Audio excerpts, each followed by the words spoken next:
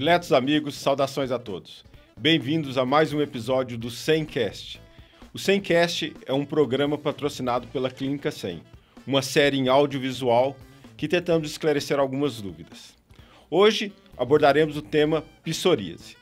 Para isso, trazemos a doutora Cecília, dermatologista da Clínica 100. Obrigada mais uma vez pelo convite e por estar aqui. Nós que agradecemos. Também trazemos a doutora Bruna, nutricionista, que vai nos ajudar com essa entrevista. Mais uma vez, muito obrigada pelo convite. Eu que agradeço. Bom, para começarmos, o que é psoríase? Eu acho que muita gente não entende, né? Acho que nem ouviram falar de fato. É uma doença que atinge aí em torno de 2 a 3% da população mundial, né? Então, algumas pessoas já ouviram, mas às vezes não sabem realmente do que se trata. É uma doença inflamatória da pele, em que nós temos a formação de lesões, placas ou pápulas vermelhas, né, que a gente diz eritematosas, descamativas. Elas fazem algumas descamações argênticas, né, que são prateadas. E elas podem acometer especialmente as áreas extensoras, né? Então, cotovelos, joelhos, pode acometer região lombar, mas pode acometer qualquer lugar, couro cabeludo, palmas, plantas, unhas. E tem uma relação direta, né, com em torno de 30% a 40% das vezes com questões familiares. Então, há uma genética, a pessoa precisa ter uma predisposição para poder ter a doença. Mas não há algum gene específico, não. Existem alguns genes mapeados, sim, né? É que a gente não sabe quem é que tem e quem não tem, né? Todo mundo teria que fazer seu mapeamento genético. E assim, existem classificações da psoríase? Sim. Existem vários tipos, né, de psoríase. A mais comum, psoríase vulgar, que é essa que de cotovelos, joelhos, couro cabeludo. E muitas delas, elas estão... se confluem, né? A pessoa tem mais de um subtipo. Aí vai ter de palmas e plantas, tem a psoríase pustulosa, em que aparecem essas lesões, mas que elas estão associadas a um eritema muito importante da pele com pústulas, que são essas bolinhas com pus. Nós temos também a psoríase ungueal, tem a psoríase artropática. Então, nós temos vários subtipos, como eu disse. É muito comum, por exemplo, a pessoa ter uma psoríase vulgar, mas ter uma psoríase ungueal, que é das unhas associada, ter do couro cabeludo, ter de palma e planta. Então, isso é bastante comum. Estava esquecendo, tem a psoríase que aparece em pequenas placas, especialmente depois de uma infecção de garganta. São essas pessoas que têm uma infecção de um modo geral, mas geralmente é depois de uma infecção de garganta, né? E essas pessoas têm um gene aí, 1/3 delas ainda vai carregar a psoríase, ela deixa de ser essa psoríase gutata, né, que são essas de pequenas placas, ela deixa e passa a ser uma psoríase vulgar. 2/3 tem, às vezes, um único episódio e também depois não tem mais. Bom, lembrando que esse mês, né, se faz a conscientização, né? Dia 29. Dia 29. Exatamente. Tá? Bom, segundo a Organização Mundial de Saúde, a psoríase é uma doença crônica e grave, né? E chega a ser incapacitante. Sim. É que, assim, uma boa parte das pessoas tem quadros leves, né? Esses quadros, como eu disse, de cotovelos, joelhos, em que ela aplica um corticoide, já faz algum tratamento e tem boas respostas. Mas muitas pessoas podem ter também esse quadro generalizado, que acomete mais de 10% da superfície corporal, que pode ter o acometimento também de articulações, e ela evolui, lembrando uma artrite reumatoide ou uma espondilite anquilosante. São 5 subtipos e alguns têm particularidades, mas eles podem evoluir trazendo essas dificuldades, esses problemas para a vida da pessoa, porque ela tem dificuldade para abrir e fechar a mão, tem alterações, rigidez das articulações, nas costas. Então, isso vai tornando a pessoa incapacitante, né? Ela não tem as lesões de articulação, mas às vezes ela está com mais de 10% da superfície corporal acometida e ela não tem uma vida social. Ela tem vergonha de sair na rua porque todo mundo fica assim, que é isso aí que você tem? Né? Tem gente, eu já tive paciente que teve pessoas que não quiseram sentar perto, achando que era contagioso, fica, mas você tem... E tem sempre aquela pessoa que é curiosa, fofoqueira, né? Que fica assim, ai, o que você tem aí? Porque todo mundo na rua dela já sabe, fala assim, tem umas pereba.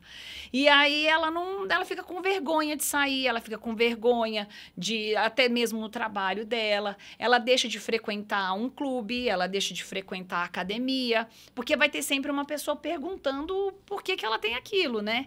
Então, isso também é uma certa incapacitância, porque você corta um ciclo social de alguém, né? É relacionado também com o estresse? O que a gente...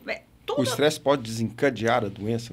Então, nada com estresse é completamente provado dentro da dermatologia. Eu acho que só pode intensificar, talvez, né, o estresse. O estresse intensifica, pode ser assim, né? Lógico, mais uma vez, a pessoa precisa ter um gene para ela ter um gatilho. Mas não é incomum a pessoa ter passado por um estresse e ter aberto o quadro. Como outras tantas doenças dermatológicas. Vitiligo, alopecia areata. Né? Então, assim, não é incomum essa relação, assim, da pessoa contar que teve um problema. Como a gente tem liberação de hormônios, né, no estresse, isso também pode ter gerar, né? Eu sempre digo que, assim, sistema nervoso central e pele partilham do mesmo folheto embrionário. Sim. Então, elas são irmãs. Então, o que se passa aqui, tem uma reflexão aqui. Porque a gente sabe que até mesmo alguns hormônios podem ter produções locais na pele, que são hormônios ou neurotransmissores que são produzidos na pele, porque elas partilham embriologicamente de estruturas comuns, né? Então, a gente acaba vendo que pacientes que às vezes não tinham doença passam por um estresse muito importante e abre, e pessoas que já tinham a doença e passam por um estresse importante e pioram. Não é incomum.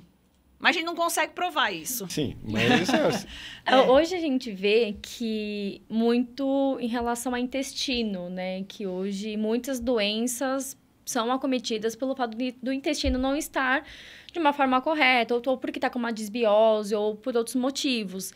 Você acha que a psoríase também pode estar relacionado também com o intestino totalmente desregulado? Além da questão articular que nós comentamos, a psoríase pode estar envolvida com doenças cardiovasculares e existem as relações com as doenças intestinais. Às vezes a gente encontra pessoas que têm psoríase, têm retocolite, têm doença de Crohn, ou tem essas colites inespecíficas. Hoje, dentro da dermato, eu tenho certeza que em outras especialidades também, a gente sabe que o intestino é uma região mãe mesmo, né? Da flora e das bactérias e tudo mais. Então, vem uma corrente realmente para melhorar a flora intestinal bacteriana, porque o intestino inflamado pode inflamar outros tantos órgãos. Então, eu super concordo com essa ideia de melhorar o trânsito intestinal, melhorar a flora bacteriana da... É o que dizem, né? O intestino é o nosso segundo cérebro, né? Como falam. Então, eu sempre penso, né? Em muitas doenças, tipo, vamos focar no intestino, né? Então, aí já melhora em vários quesitos. Então, uma psoríase, pensando em vários fatores... Pode ser uma forma, né, também. Sim. Bom, aproveitando, tem alguma dieta específica para alguém que teria psoríase? Normalmente, quando acontece de ter casos na clínica de pacientes que procuram para melhorar, normalmente todos eles já vêm com tratamento dermatológicos. Nenhum chega para mim e fala que quer melhorar na alimentação e ver o que acontece. Então, todos já vêm já com medicamentos, já com tratamentos certinhos. Então, tem alimentos que pode, sim, auxiliar. Então, eu sempre falo, né? Alimentos que são anti-inflamatórios, porque é muito importante também melhorar a questão da inflamação daquele corpo, né? Melhorar a imunidade, porque muitas vezes também pode acontecer também que quando a imunidade cai, pode piorar também, né? O aparecimento. Então, às vezes, está num momento mais tranquilo, aí cai a imunidade... acaba piorando. Então, o foco é sempre tentar melhorar a imunidade e tirar e colocar alimentos mais anti-inflamatórios. Então, eu sempre falo ômega 3, alimentos antioxidantes, né, que acabam ajudando bastante, que são frutas vermelhas, vamos colocar. Então, gorduras boas, então azeite também acaba entrando, abacate. Então, e uma outra coisa também que tem alguns estudos, mas que falam que dá retirada do glúten, que melhoram também no quadro de inflamações da psoríase. Então, quando a gente ou diminui ou corta 100%, já tem uma grande melhora. Então, a gente sempre tenta partir desses meios, né? Então, colocar alimentos que melhoram a imunidade, né? Rico em vitamina C também, mas também englobando também a parte de alimentação, cortando, no caso, o glúten. E eu sempre falo, né? Carne vermelha também acaba ajudando muito, até por conta do intestino, né? Por conta que... Só para escrever, acaba piorando. Piorando. Piorando o quadro. Acaba piorando o quadro. Então, quando a gente diminui ou corta 100%, a própria pessoa já sente uma grande melhora. Mas, claro, né? É um conjunto, a alimentação e os medicamentos e o tratamento que já faz, né? Então, é um conjunto todo. Antigamente, essas doenças, né? Falava-se que era autoimune, né? Justamente porque não sabia realmente de detalhes genéticos, detalhes dessas alterações, né? Mas, como normalmente o doente chega em você, Cecília? Qual que é a primeira queixa que esse doente normalmente tem? O cara, que, às assim, vezes, tem uma placazinha ali. Que a grande maioria das vezes, né? Quando esse paciente já tem um quadro mais ou menos típico, né? Ele conta que já vem se arrastando há alguns meses ou até anos de lesões. Muitas vezes eles falam assim, eu tenho essa alergia. Porque para os leigos, qualquer coisa... Porque nos livros fala que psoríase não coça. Mas coça. Mas coça. Especialmente quando ela está muito inflamada, ela traz um prurido. E aí, o paciente chega falando, como coça? Muitas falam, eu tô com essa alergia. E quando você examina, você fala, isso não é uma alergia, isso é psoríase. Então, muitas vezes, eles trazem essas doenças, ou quando tem no couro cabeludo, por muitas vezes já foram tratados como dermatite seborreica. E aí você examina com um pouquinho mais de atenção, com detalhes que a gente vê que são lesões que ultrapassam a orla do couro cabeludo, ou você pode ter sido tratado como dermatite seborreica, mas ela é muito resistente ao tratamento, ela é muito recorrente. A gente suspeita da psoríase, né? Então, como ela é uma doença muito ampla, assim, de acometimento de todo o tegumento e de anexos também, né? Como as unhas. Então, a gente tem inúmeras formas que esse paciente chega e reclamando de alguma coisa que está acontecendo, né? Já tive paciente, é muito raro, tá? De 5 a 10% dos pacientes que fazem só uma psoríase ungueal. Mas aquela pessoa com eu tenho uma micose difícil, que não sei o quê, pode ter micotização dessas unhas também.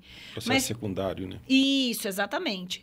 Aí você trata a onicomicose, mas ainda tá lá. E quando você olha com mais carinho depois que essa micose foi, você fala assim, isso aqui é psoríase ungueal. Aí dá um tempo, às vezes a pessoa... Você começa a ir atrás, você descobre que ela às vezes tem umas lesões no cotovelo, faz umas lesões no couro cabeludo, e aí você fecha o diagnóstico, né? E o diagnóstico é clínico ou às vezes você precisa fazer uma biópsia? Na grande maioria das vezes ele é clínico, é um diagnóstico clínico. Às vezes, em alguns casos, que a psoríase, ela pode estar, por exemplo, uma psoríase eritrodérmica, que a pessoa chega toda vermelha.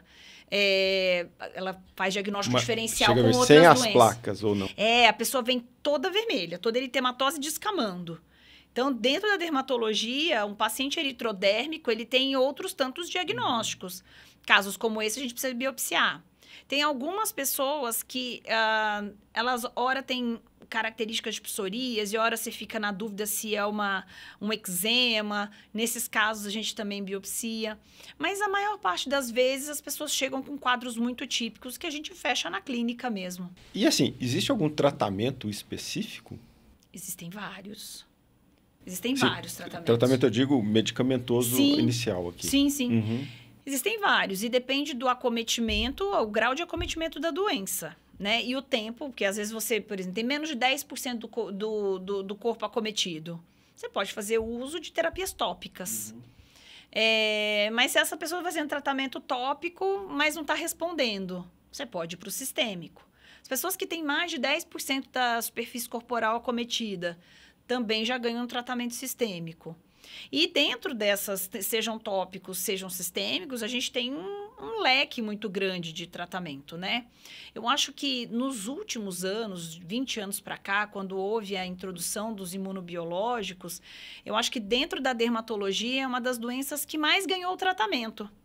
Umas ficaram meio esquecidas, mas a psoríase, até porque tem a psoríase artropática, e a artrite reumatoide movimenta muita coisa, e eu acho que a artrite reumatoide talvez seja a doença que mais tem imunobiológico para tratamento.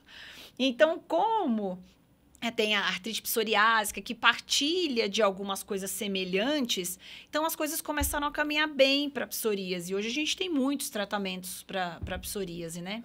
E assim, inclusive tratamento, suporte psicológico, né? Óbvio. Eu acho que o estigma que esses doentes têm, assim, talvez não esse que tem uma no cotovelo, alguma coisa assim, mas imagina esse que tem acima de 10% do corpo, o estigma é muito grande, né? É complicado. E o que a gente isolamento social. É o que a gente acabou de falar, né? E trazendo essa ideia exatamente do que a Bruna falou, são pacientes que muitas vezes, porque há muitos anos a psoríase deixou de ser uma doença meramente cutânea para ser uma doença sistêmica. A gente acabou de falar que ela é artropática, que ela envolve doenças cardiovasculares, intestino, pode envolver os olhos também. Então, tem várias coisas, né? Vários órgãos que estão acometidos aí.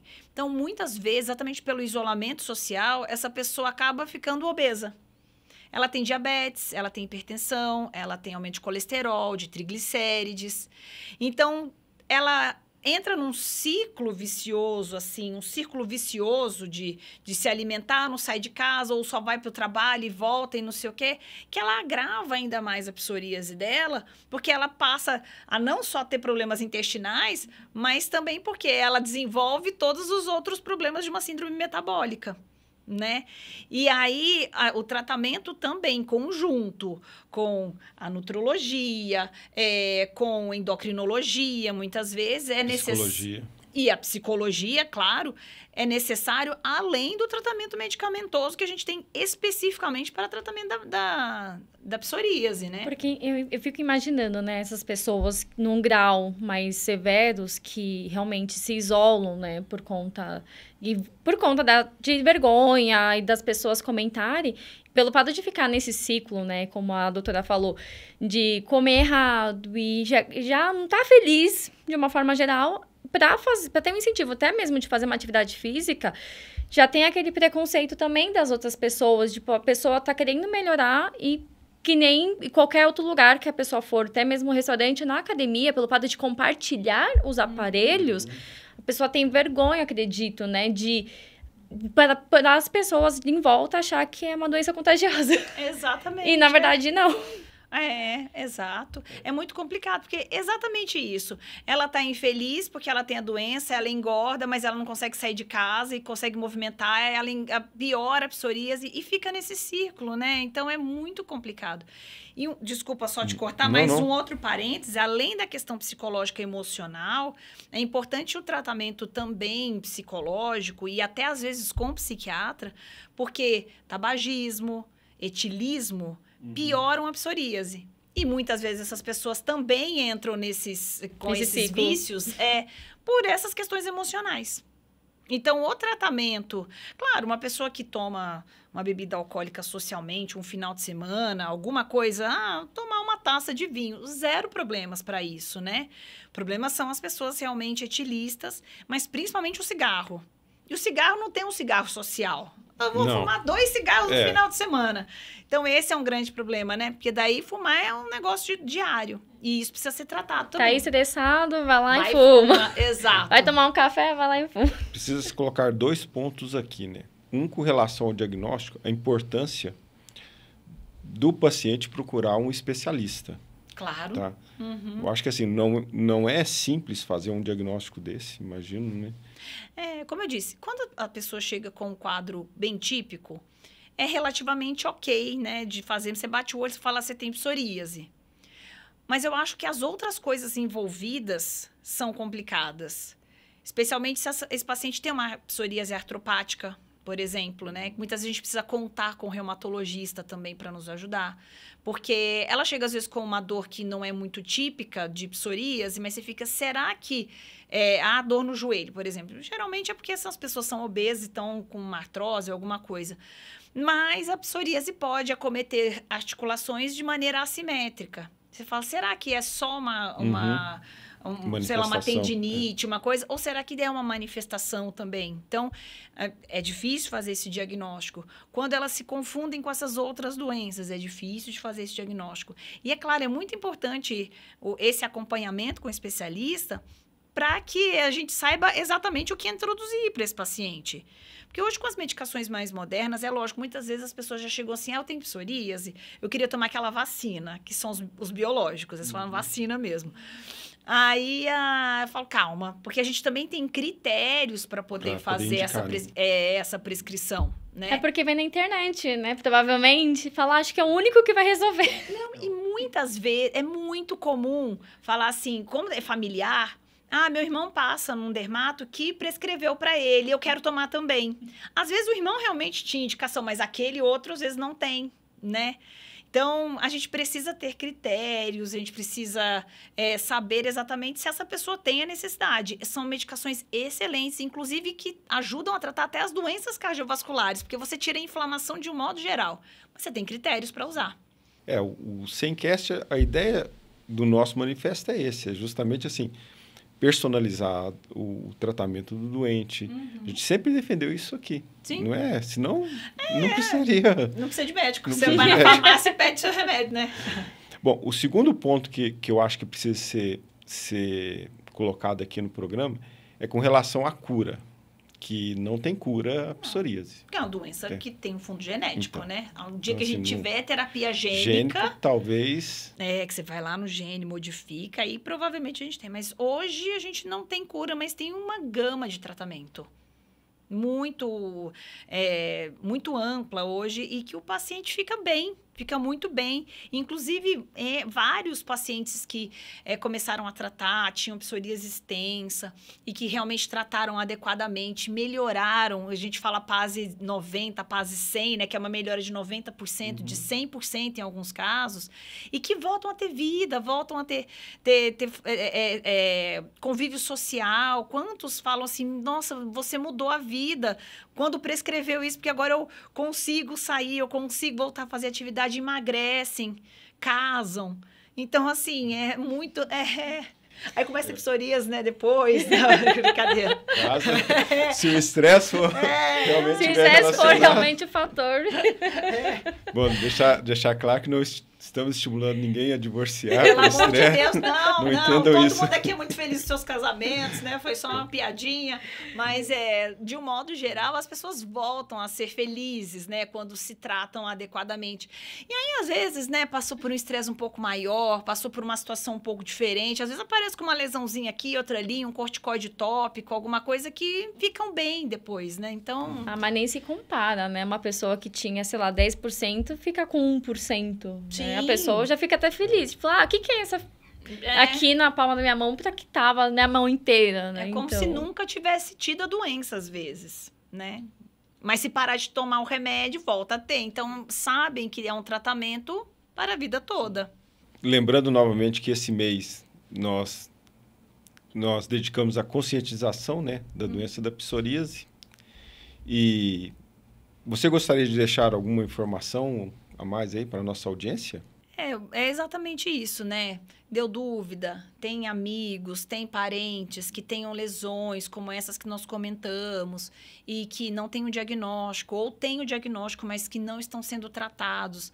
Lembrar que, mais uma vez, a psoríase não é só uma doença de pele, ela envolve outros órgãos, então essas pessoas precisam ser pesquisadas também para essas outras doenças. Então, quando a gente trata direitinho, quando a gente faz um diagnóstico assertivo, essas pessoas podem até ter modificação lá na frente do seu prognóstico. Então, é muito importante um diagnóstico adequado e um tratamento adequado. Bruna, gostaria de falar alguma coisa para a nossa audiência? eu concordo plenamente com a doutora Cecília, né? E tudo eu falo que tem tratamento, principalmente quando é diagnosticado no início. E independente se está fazendo o tratamento medicamentoso, a nutrição ela também tem que estar junto, por conta que acaba tendo aquele controle também, né? Então, não só pensar, estou tomando medicamento e pronto, resolver minha vida, mas a alimentação, ela engloba tudo, atividade física, então não deixem de se alimentar bem e fazer atividade física junto, né? Não, uma coisa não exclui a outra, então essas são as minhas recomendações. Bom, eu acho que foi uma excelente discussão. Eu acho que psoríase gera muitas dúvidas ainda e eu convido a gente a fazer um novo programa sobre mitos e verdades. Farei. Porque é algo que sempre dá, que as pessoas gostam de ouvir, né? Tá? Agradeço novamente às senhoras pela presença. Obrigada. Agradeço a nossa audiência e até o nosso próximo Semcast. Muito obrigado a todos.